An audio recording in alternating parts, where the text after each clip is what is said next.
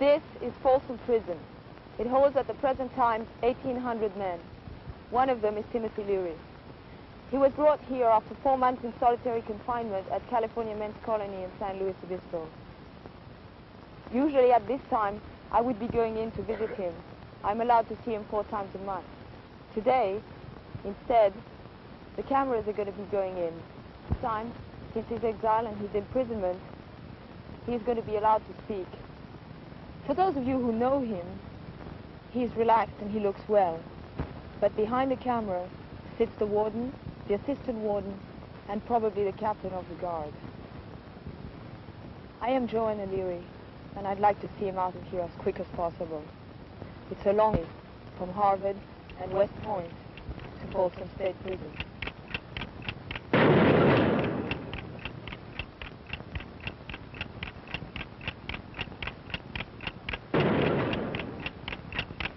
Okay. Since we're going to be sitting here and chatting for a little while, first I think what I'd like to know is who is this man who has the name Timothy Leary? Who is Timothy Leary? Who is he as a person? I'm a philosopher. I'm a psychologist who has been studying the nervous system for the last 30 years. I've written 10 books and hundreds of articles. I probably know as much or more about how the nervous system works, the far galactic outposts of awareness and the range of human experience as any scientist around. You also happen to be a person in prison. Well, yes, I'm in prison, and that may seem odd, a philosopher in prison, but I have to say this about my profession.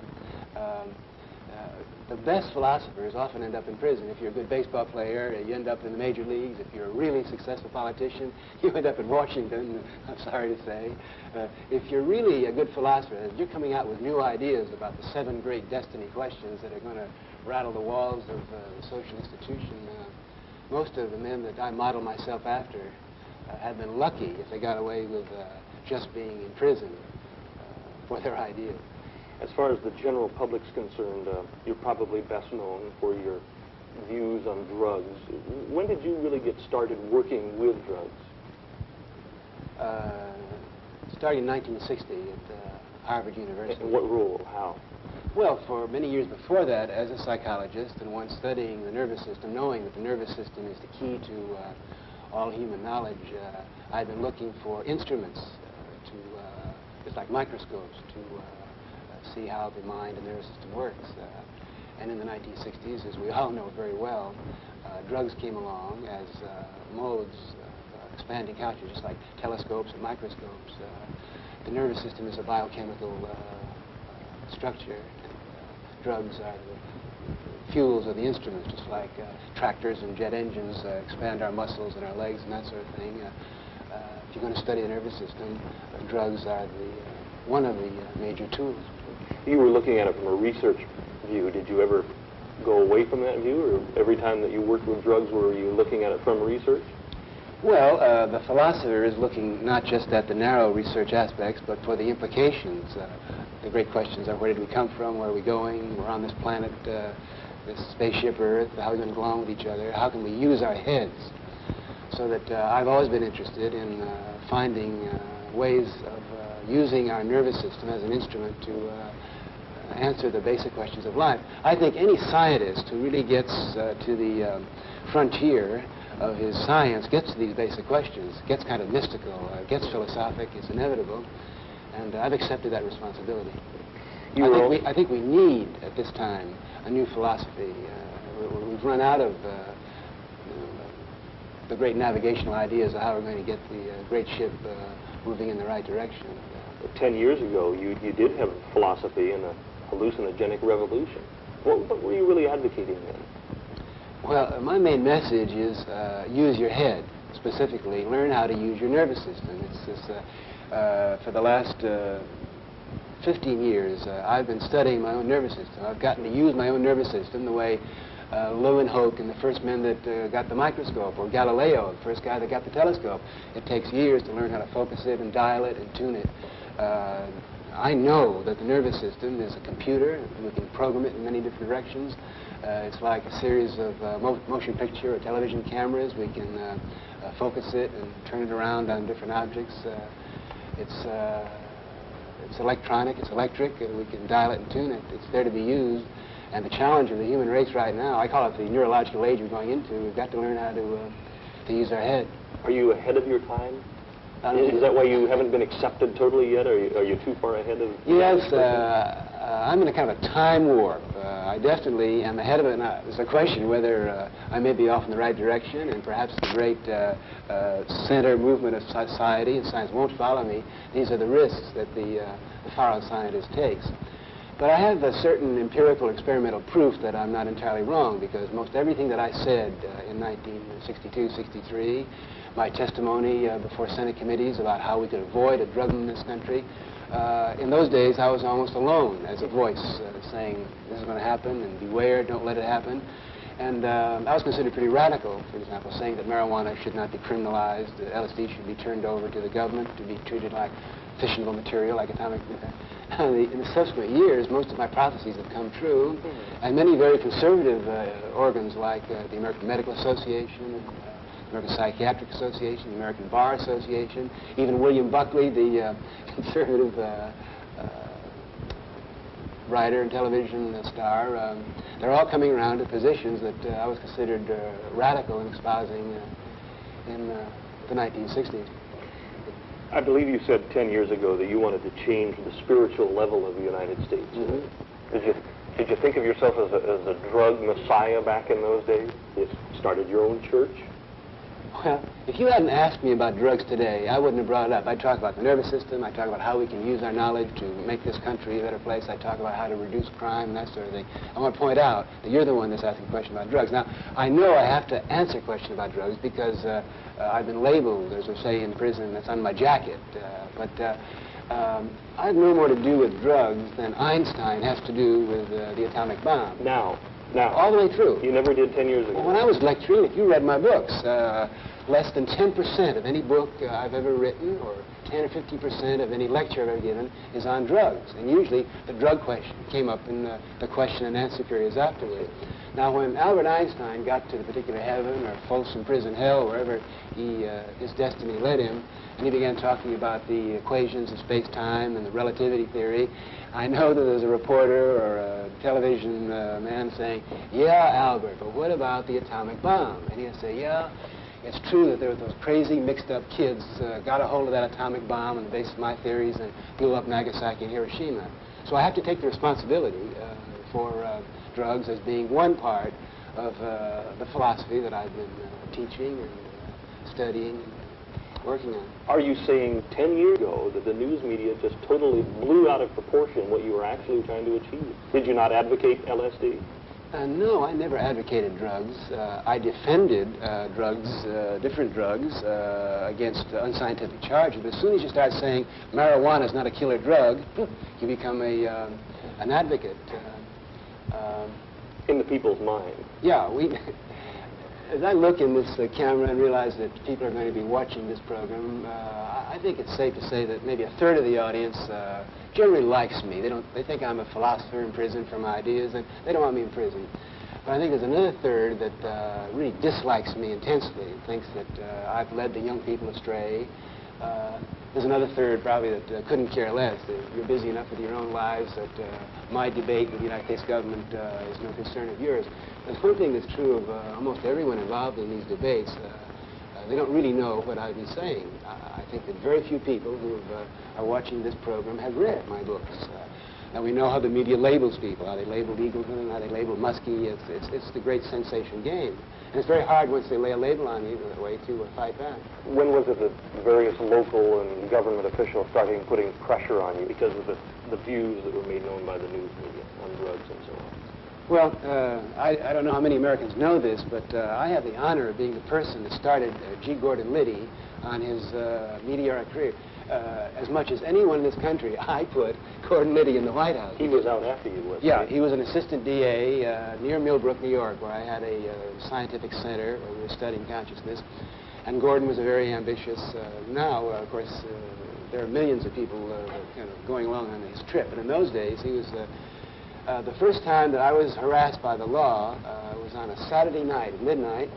I was in my bedroom with my wife, and I was talking to my son, and the door banged open, and in came G. Gordon Liddy with 24 armed and booted sheriffs. Warrant?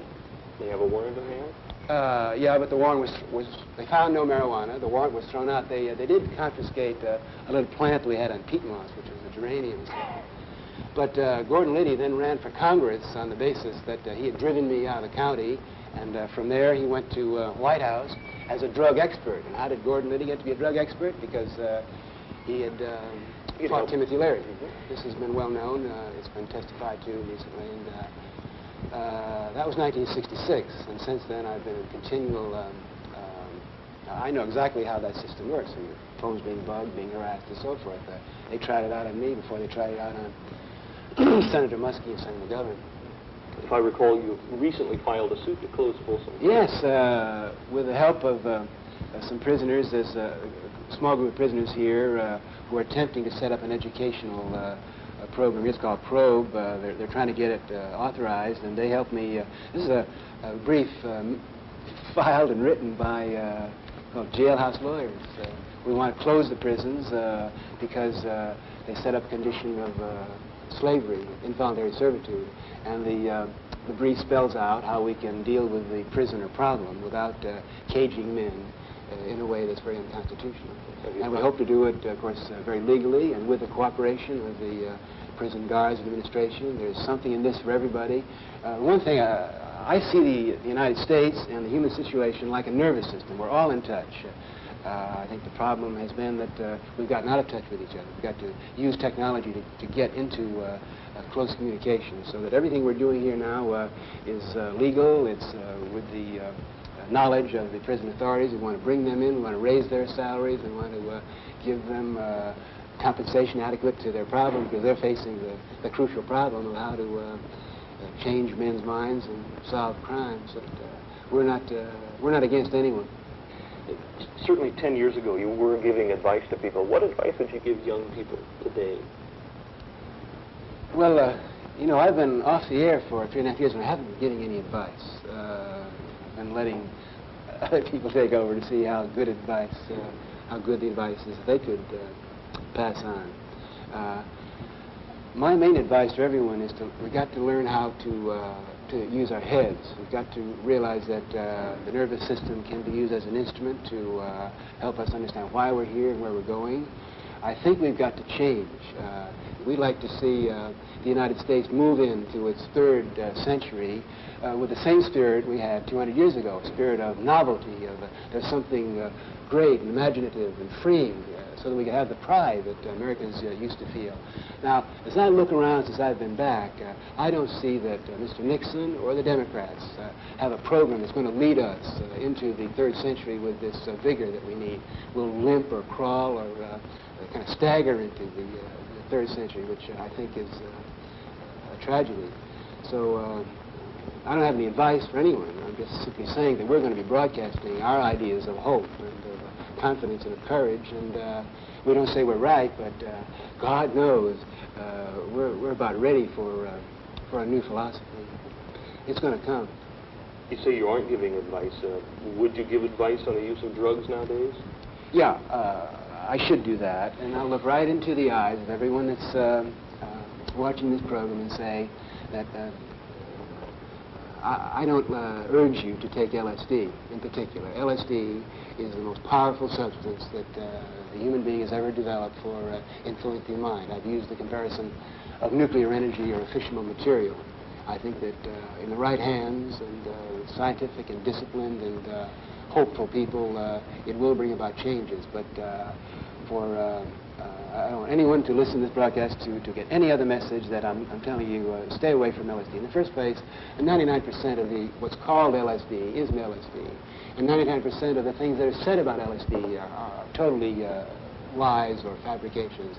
The whole thing is so confused now that I'll flatly make that statement. You also said in the past that you are afraid of heroin. You don't like heroin. Personally, I don't like heroin at all. It's a down trip, it's an escape trip, and although I'm an escape artist, I like to escape to life, not escape from life. I think that heroin addiction is like diabetes, or it's like epilepsy. There are certain people that just physiologically and psychologically are so wired up that they're going to be attracted to this mode of escape. And heroin addicts, there probably would be 60 or 100,000 if we kept the money thing out of it. Could be handled by physical prescriptions, by doctors, just the way diabetics now use insulin. Well, if you passed a law against insulin, immediately the price of insulin would go up, go like the price of heroin, and you'd have diabetics going around robbing and stealing to get their fix. But for me, heroin is no trip. You're sitting here in prison. What are you doing productively? What are you doing to keep yourself alert? Well, I have no trouble keeping myself alert. There's plenty to do here. The main thing I'm doing is taking advantage of this opportunity to study society from this very interesting vantage point. I'm talking to prisoners, I'm listening to them, I'm doing some writing. I do about 2 hours of physical yoga every day. There's no problem. This is where it's happening, as I said before. It's a microcosm. You've got all the raw essence of human society here. This is where you can really see it coming down. It's a rare experience. It's nothing that I want to make a career of, but it's my ambition to really liberate the world.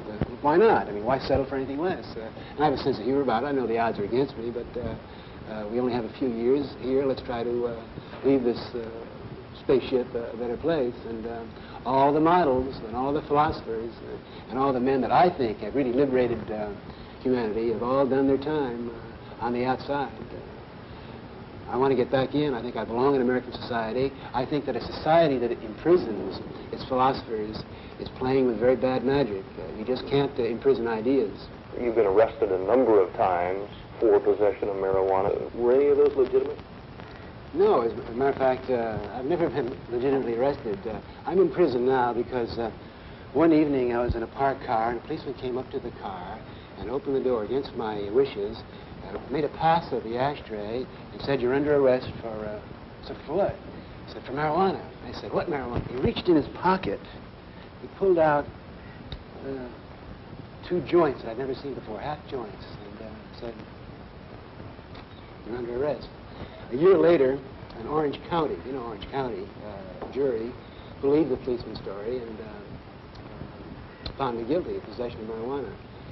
Now then the judge, instead of giving me bail, as I was entitled to for appeal, held up a book that I had been writing and said, "Your ideas are dangerous and we're not going to give you bail and we're going to put you in prison to keep you quiet."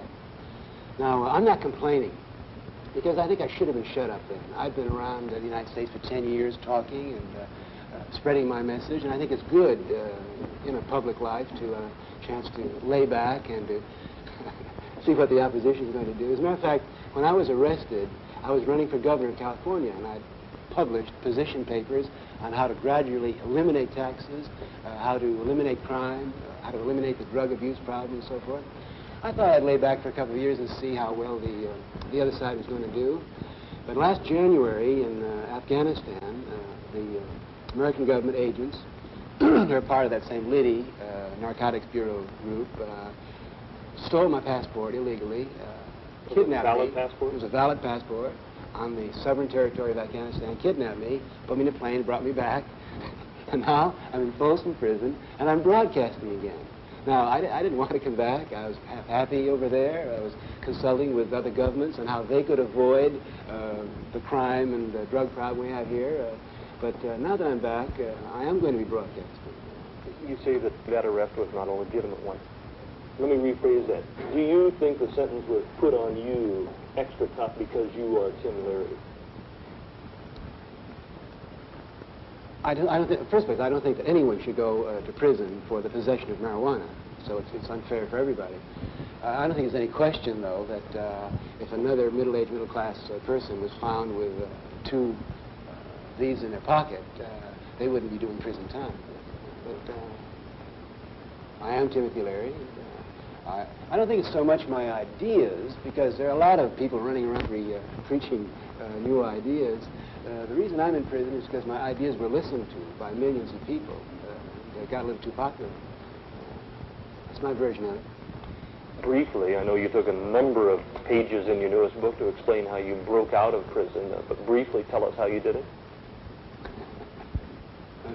You had help? I'd like to say telepathy, teleportation, magic. That was part of it. I went over a fence. You had outside help? I was helped after I got outside. Yeah. Well, in your book you also had help. It was a long-range setup that helped you get out and so on. You were helped by the weatherman? One person who helped you break out was a young girl, codename of Kelly, and you say that she's a senator's daughter. Yeah. You was Senator Blank in the book. Is it to remain that way? Well-known senator? Very well known. Does the senator know? Oh, sure. Then you went on to Algiers. You lived over there with Eldridge Cleaver and his wife Kathleen. What do you think of Eldridge Cleaver as a man? His beliefs, his feelings? There was a big rift there after you had lived there for a while. Yes, Eldridge Cleaver and I disagreed strongly on philosophy and on how to change the world. I believe that the revolution is a neurological revolution. It's a revolution of consciousness. I saw it more as a spiritual revolution. Eldridge, as you probably know, believed in a violent military revolution, and I felt that this was old-fashioned and would get easily wiped out and create bad vibrations where we wanted good vibrations. Some people say that perhaps your use of LSD and other drugs, you might have destroyed some of your brain. Do you think that you've suffered any brain damage whatsoever? Well, am I insane? Of course, that's a very tricky question for anyone to answer. I've lived through the 30s and the 40s and the 50s and the 60s, and I think anyone who's still erect after those years has had his sanity tested. I'm 52 years old, facing the problems of maturity and getting old. I've been through a lot of rough time the last few years. My career has been ruined, and they took my credit card away at Harvard, and I've been harassed by the United States government pretty heavily. I've been in 4 prisons, all without committing any crime that I know of. I've been in solitary confinement for 4 months. In addition to all of these pressures, I probably pushed my nervous system as much as any human being living. I think I'm the strongest, sanest person around. Now, I'm not making any guarantees for the future, but, you know, there's something very ominous about this tendency to call anybody that you don't agree with insane. 100 years ago, they'd say you were possessed by the devil, or you were a heretic. 20 years ago, they'd say you were a communist. Now, the really sophisticated totalitarian method now is to say that someone that is a dissenter, that is against the society, is insane. In Russia now, very smooth. They take their philosophers and their dissenting poets, and they don't put them in Siberia anymore. They put them in an insane asylum. Now, maybe it is insane to be against what's happening in the United States today. Maybe it's insane to try to have hope that something can be done about it. So if that's insane, count me in, but otherwise, make up your own mind. You're an optimist, a hope fiend. I've been called an irrepressible optimist. Now, the opposite of an irrepressible optimist is a repressive pessimist, and I think that's what's running the country today. What do you think of your future? Do you think you're going to walk out of Folsom Prison a free man one day?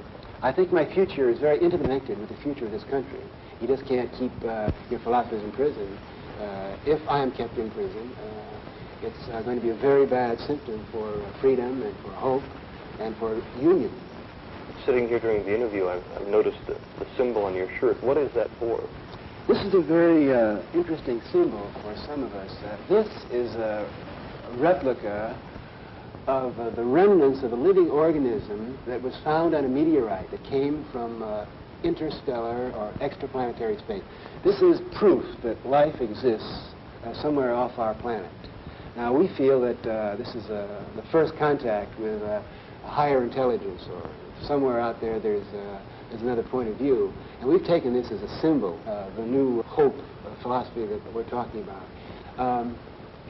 Sometime in the fall, we're going to see in the sky a meteorite. Have you heard about it? It was discovered by a German astronomer. We call this light that's going to come into our solar system. You can see it in the daytime as well at night. We call it starseed, and it kind of ties in with the symbol that we're visitors on this planet Earth. We're not going to be here very long. We've got to get back in touch with the greater picture, and it's a symbol of unity and hope. I would like to ask you briefly if you have a final comment. I think I've said pretty much what I have to say. We're going to keep broadcasting. There'll be more messages, and we're very glad to hear from anyone in the audience who'd like to keep this dialogue going. My partner and my mate, Joanna Leary, is going to be going to college campuses and on radio programs and television programs. I've had 2 books that are published since I've been back. I apparently was wanted back here. I think there aren't very many philosophies of hope, freedom being broadcast. So, and they may try to shut me out. The people who have broadcast hope in this country in the last few years, many of them have been killed. I know it's a risky job, but I'm here and I'm going to keep broadcasting. So you see, a lot can be done.